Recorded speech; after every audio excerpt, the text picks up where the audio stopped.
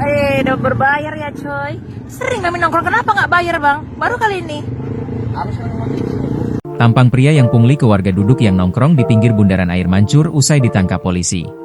Sosok pria viral meminta uang ke warga yang duduk di pinggir bundaran air mancur di Komplek MMTC, Kabupaten Deli Serdang, Sumatera Utara, Sumut, ditangkap polisi. Pria yang berinisial AHS, 23, itu juga sempat mengaku sebagai anggota ormas. Beginilah tampang pelaku pungli itu saat berada di kantor polisi. Dari foto yang beredar, AHS yang memakai kacamata terlihat memakai baju merah. Dia difoto dengan latar belakang Satreskrim.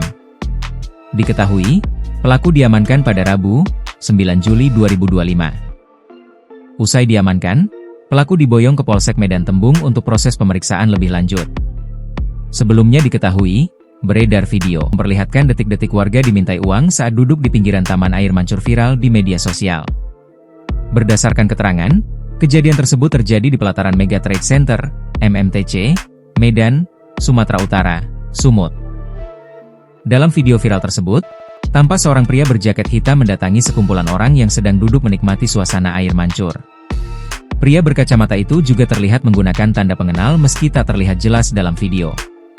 Pria itu langsung mengatakan permintaannya yakni meminta uang Rp2.000 kepada para pengunjung yang nongkrong tersebut. Bayar ya bang? Sejak kapan bang? Nongkrong di sini bayar? Udah berbayar ya coy. Sering kami nongkrong, kenapa nggak bayar bang? Baru kali ini. Siapa yang nyuruh?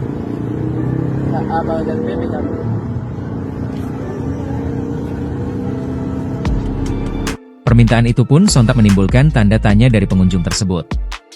Mendengar pertanyaan itu, pria itu sempat memberikan jawaban. Tak berselang lama dan tidak mendapatkan uang, ia pun pergi ke pengunjung lain. Download Tribun X sekarang, menghadirkan lokal menjadi Indonesia.